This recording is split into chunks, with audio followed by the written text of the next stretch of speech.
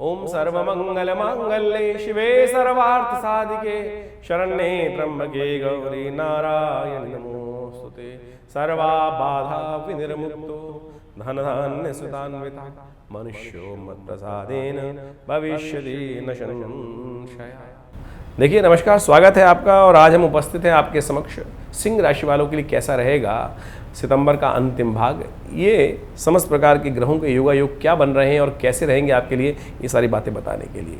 तो सिंह राशि वालों विशेष तौर पर आप समझ लीजिए, सितंबर के अंतिम समय में कई ग्रहों के योग परिवर्तन की तरफ जा रहे हैं। ऐसे में सबसे इम्पॉर्टेंट भाव है आपकी राशि में मंगल। मंगल आपके भाग्य के स्वामी हैं, मंगल आपके सुख के भाव के स्वामी हैं, मंगल आपके इन दिनों धन भाव में चल रहे हैं। और ऐसे में जब मंगल अस्त हो जाएंगे तो इन सब भावों में कहीं ना कहीं कष्ट देने के योग बना सकते हैं। भाग्य का स्वामी अस्त होने जा रहा है सूर्य के साथ चलने के कारण से।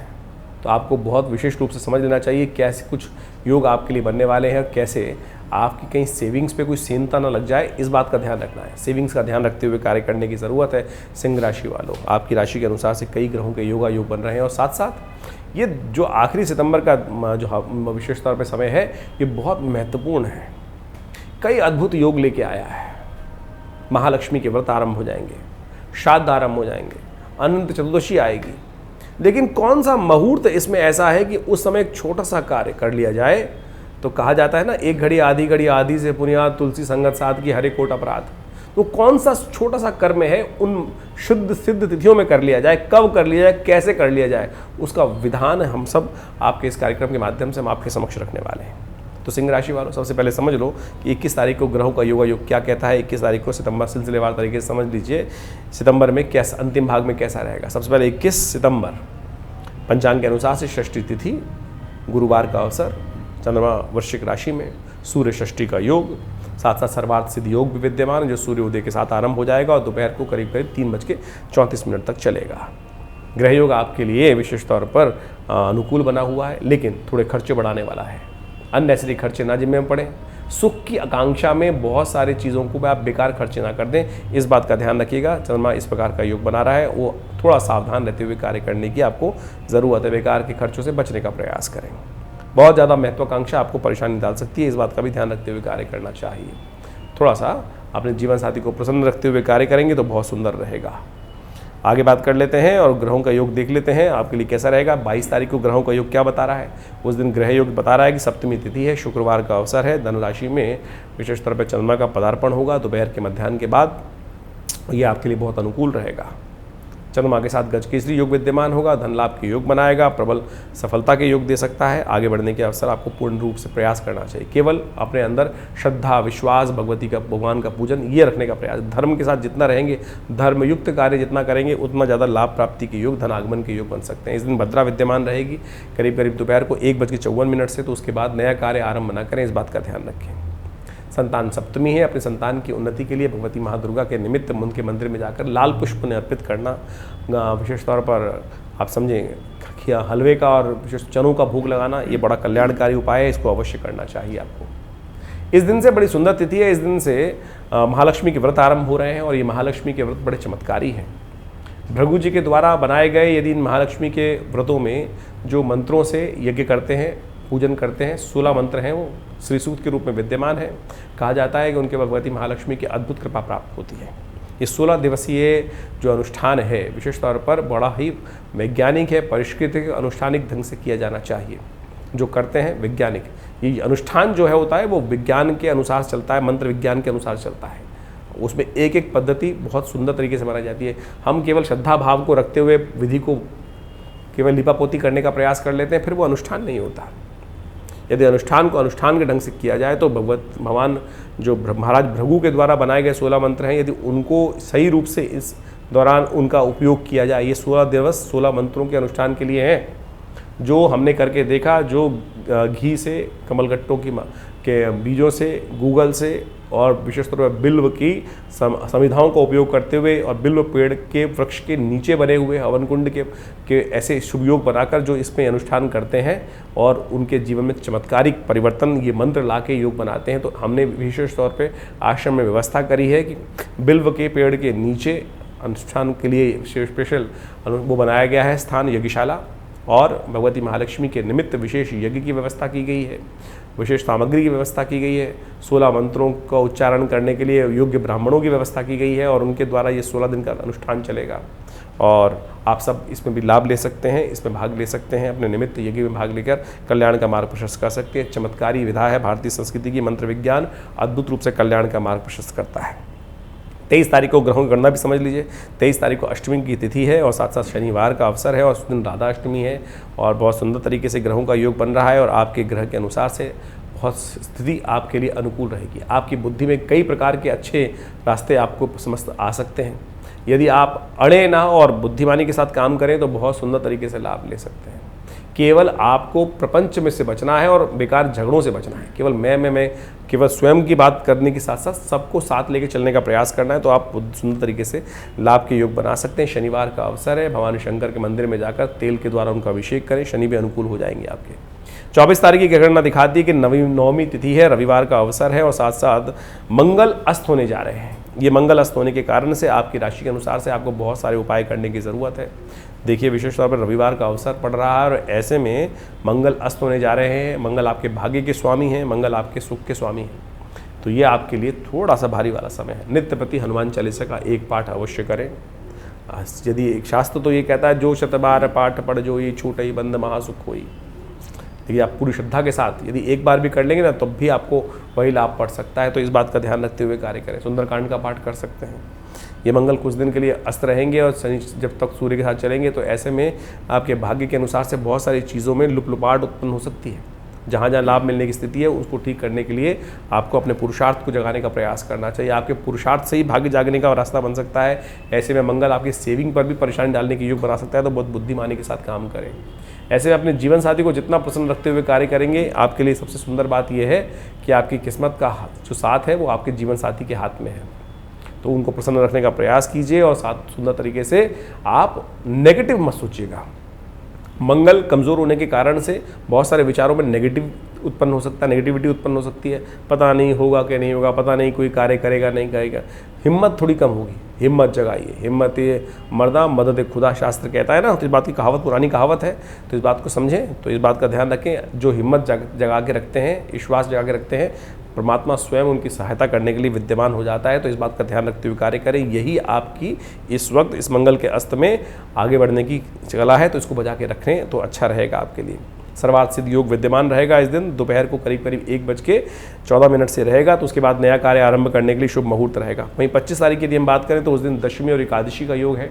उस दिन एकादशी क्षय हो जाएगी, दशमी उदय तिथि रहेगी, पद्म एकादशी इस बार क्षय हो गई है। तो ऐसे में विशेष तौर पर आपके ग्रह योग दिखा रहे हैं कि आपके लिए विशेष तौर पर स्वास्थ्य का ध्यान रखने की ज़रूरत है। ग्रह स्वास्थ्य के मामले में थोड़े भारी चल रहे हैं और ऐसे में मौसम परिवर्तन की तरफ जा रहा है। स्वास्थ्य का, बुखार का, जुकाम का, नज़ले इत्यादि का इन्फेक्शन का ध्यान रखते हुए आपको कार्य करना चाहिए। सोमवार का अवसर है और एकादशी का अवसर है, तो शालिग्राम जी की विशेष तौर पर पंचामृत बनाकर उनको अभिषेक करें और उस चरणामृत को ग्रहण करें श्रद्धा के साथ।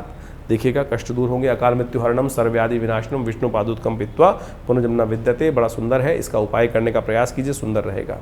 26 तारीख को ग्रह गणना भी विशेष तौर पर दिखा रही है। द्वादशी तिथि मंगलवार का अवसर, कुंभ राशि में ग्रहों का परिवर्तन होने के योग बनेंगे। साथ साथ आपकी राशि विशेष तौर पर सिंह राशि में क्या कुछ होगा, चंद्रमा आपके सम्मुख आ जाएंगे रात्रि में। वामन जयंती का अवसर है। ऐसे में ग्रह गणना विशेष तौर पर दिखा रही है कि दिन का समय थोड़ा भारी रहेगा, शाम को राहत का योग बनता दिखाई दे रहा है। ऐसे में ब्राह्मणों का पूजन करना, ब्राह्मणों के निमित्त कुछ दान पुण्य करना, वस्त्रों का दान करना, वामन जयंती इसलिए बता रहे हैं, बड़ा शुभ रहेगा आपके लिए।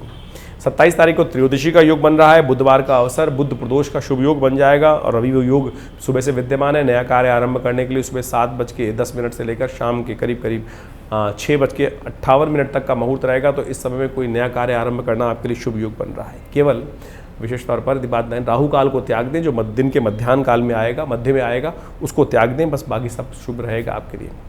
ग्रह योग आपके लिए दिखा रहा है विशेष तौर पर परिवर्तन का समय है। बहुत सारी चीज़ों का आपके मनो मस्तिष्क में बहुत सारे विचार नए आ सकते हैं और वो आपके लिए आगे बढ़ने में बहुत सहायक रहेंगे। तो इसलिए मन में आ रहे विचारों को तवज्जो देने का प्रयास करें, उनको ऐसे ही निष्क्रिय ना कर दें। विचार जो आता है वो कहीं ना कहीं पॉजिटिविटी के साथ केवल उसको ग्रहण करने की आवश्यकता है। इस वक्त पुरुषार्थ की ज़रूरत है, तो उसके लिए आप कुछ उपाय भी कर लेंगे तो बहुत सुंदर रहेगा। देखिए, त्रयोदशी तिथि है, बुधवार का अवसर है, प्रदोष बन गया है। ऐसे में अपने व्यावसायिक उन्नति प्राप्त करने के लिए शाम को भगवान शंकर का अभिषेक ओम नमः शिवाय का जप करते हुए सूर्यास्त होने के बाद से लेकर करीब करीब 48 मिनट का समय रहेगा, उसमें अवश्य करने का प्रयास कीजिए, वो आपके लिए सुंदर रहेगा।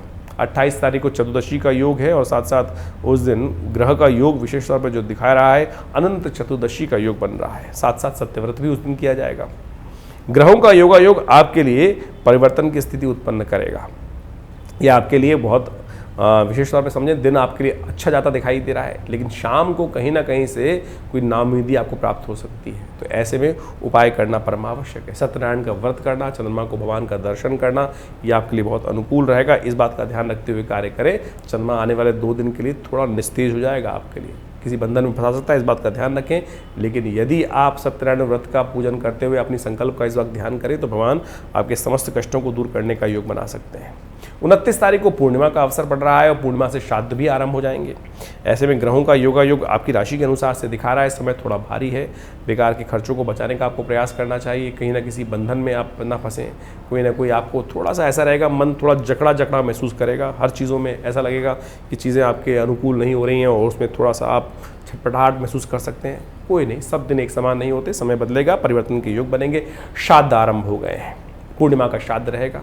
अपने पूर्णिमा के श्राद्ध के निमित्त आपको अवश्य अपने जो पितृजन हैं उनके निमित्त तर्पण पूजन सब करने का सुंदर व्यवस्था बनानी चाहिए। श्राद्ध भारतीय संस्कृति में एक ऐसे अद्भुत विधान को बताते हैं कि हमारे जो प्रत्यक्ष रूप से इस वक्त हमारे साथ लोग हैं उनके साथ साथ हमें उन पूर्वजों के निमित्त भी कर्म करना चाहिए, वो हमारे साथ ही रहते हैं। ये विज्ञान है अद्भुत, कोई और समझता नहीं। भारतीय संस्कृति ने इसको समझा और इसके निमित्त कार्य किया। कई बार क्या होता है कि हम कार्य कर रहे होते हैं, सब कुछ बढ़िया चल रहा है, लेकिन फिर भी कहीं ना कहीं कुछ दिक्कत चल रही है। हमारे सपनों में हमारे पितृ बार बार आ रहे हैं, वो दिखा रहे हैं कि कुछ अपेक्षा है उनकी। तो यदि वो आते हैं बार बार तो समझ लीजिए कहीं ना कहीं पितृ ऋण संबंधी समस्या है। तो उनके निमित्त तर्पण इन श्राद्धों में अवश्य करना चाहिए। इनके निमित्त भागवत का सप्ताह रखा जाना चाहिए। इन श्राद्धों के अवसर पर भागवत का पाठ किया जाना चाहिए। इनके निमित्त ब्राह्मणों को भोजन किया जाना चाहिए। गरीब व परित्यक्त लोगों के निमित्त उनकी सेवा की जानी चाहिए। ये सारे उपाय कर आप श्राद्ध के निमित्त कार्य कर सकते हैं। हमने विवेकानंद योगाश्रम में सुंदर तरीके से व्यवस्था रखी है कि जो लोग अपने पितरों के निमित्त गायत्री का जप, तर्पण इत्यादि नहीं करा पा रहे हैं घर में, वो यहाँ करा सकते हैं और सुंदर तरीके से अपने पितरों के निमित्त पितृ ऋण से मुक्ति का प्राप्त विधान जान सकते हैं। फ़ोन नंबर्स आपके सामने स्क्रीन पर चल रहे हैं, उस संपूर्ण तिथि को समझ लीजिए। 30 तारीख को ग्रह गणना विशेष तौर पर दिखा रही है कि उस दिन आश्विन का महीना आरंभ हो जाएगा और प्रतिपदा और द्वितीया का श्राद्ध एक साथ रहेगा। ग्रह इस दिन आपके लिए थोड़े भारी दिखाई देते हैं, तो आपको थोड़ा स्वास्थ्य का ध्यान रखते हुए कार्य करने की ज़रूरत है। और किसी भी काम में करते वक्त इस बात का ध्यान रखें कि कोई बंधन में ना फंसें। कोई व्यक्ति आपको बांधने का प्रयास कर सकता है आपके निमित्त, तो आपको बहुत सोच समझ कर कार्य करने की ज़रूरत है। इस समय में ग्रह थोड़ा भारी चल रहा है। प्रतिपदा और द्वितीया दोनों का श्राद्ध एक ही दिन रहेगा, क्योंकि प्रतिपदा इस दिन जो है वो मध्याह्न से पहले समाप्त हो रही है और अगले दिन द्वितीया जो है वो प्रातः काल में समाप्त हो जाएगी। तो मध्याह्न समय में दोनों तिथियां रहेंगी, तो इसलिए जो प्रतिपदा के निमित्त गए हैं उनका भी श्राद्ध उसी दिन किया जाएगा। द्वितीया के दिन जो गए हैं उनका भी श्राद्ध विशेष तौर पर 30 तारीख को ही किया जाएगा। हमने विवेकानंद योगाश्रम में इन दिनों विशेष तौर पे कई कार्यक्रम रखे हैं, आप उसमें भाग ले सकते हैं। एक तो महालक्ष्मी यज्ञ चल रहा है जो 22 तारीख से आरंभ होगा और उसमें भी विशेष तौर पर पूरे विधान के अनुसार से विद्वान ब्राह्मणों के द्वारा नित्यपति दुर्गा जी के विशेष तौर पर महालक्ष्मी के सिद्ध मंत्रों का उपयोग किया जाएगा। और इन 16 दिनों में चमत्कारिक तौर पर उन मंत्रों का जप करके यज्ञ करके आप लाभ ले सकते हैं। उसके लिए भी इस अनुष्ठान में भाग लेने के लिए व्यवस्थाएँ जान सकते हैं। नंबर्स आपके सामने स्क्रीन पर चल रहे हैं। साथ साथ श्राद्धों के निमित्त भी हम व्यवस्था बता देते हैं। जो लोग श्राद्धों में अपने पितरों के निमित्त श्राद्ध, गायत्री यज्ञ और विशेष तौर पर उनकी तृप्ति के निमित्त तर्पण इत्यादि का कार्य करवाना चाहते हैं, उसके लिए फ़ोन नंबर स्क्रीन पर है, आप व्यवस्थाएं जान सकते हैं। हमारा आश्रम दिल्ली में विवेकानंद योगाश्रम है। दिल्ली में बहुत बड़ा संस्थान है, पिछले करीब 70 सालों से कार्य कर रहा है। 1960 के दशक से ये आश्रम बना हुआ है। हमारे पिता आचार्य श्री केशव देव जी महाराज के सानिध्य में ये आश्रम स्टैब्लिश हुआ और यहाँ बहुत सारे समाज की सेवा के कार्य किए जाते हैं, बहुत सारे सेवा भाव रखे जाते हैं। बहुत बड़ी गौशाला है आश्रम के अंतर्गत, बहुत भंडारे चलते हैं। रविवार को बहुत विशाल भंडारा होता है, मंगलवार के दिन सुंदरकांड का सुंदर पाठ होता है। नित्यपति हर रोज़ करीब 8 घंटे यज्ञ रहता है आश्रम पर। आप भी हर रविवार को उस यज्ञ में भाग ले सकते हैं। इसके अलावा माँ भगवती की दिव्य प्रतिमा है जो 1947 में मुल्तान से हमारे आश्रम पे पधारी, वो प्रतिष्ठित हैं। बहुत चमत्कारी 400 साल पुरानी प्रतिमा है, भगवती की चमत्कारी प्रतिमा है और उनका दर्शन कर लेने मात्र से समस्त कष्ट दूर होते हैं। और दिल्ली में ये विवेकानंद हॉस्पिटल योग आश्रम 100 बेड का योग प्राकृतिक चिकित्सा का हॉस्पिटल है जो कार्य क्षेत्र में है। भारत सरकार के साथ मिलकर कार्य करते हैं हम लोग, और बहुत सारे शोध कार्य करीब करीब 100 पुस्तक के आश्रम की तरफ से प्रकाशित हैं जो भारतीय पराविद्याओं पर है। तो ये बहुत सारे कार्य हैं, हम समय समय पर करते रहते हैं। आप भी विवेकानंद योग आश्रम से जुड़े, समस्त जानकारी के लिए नीचे फ़ोन नंबर दिए हुए हैं, उनसे संपर्क साध सकते हैं। धन्यवाद, नमस्कार।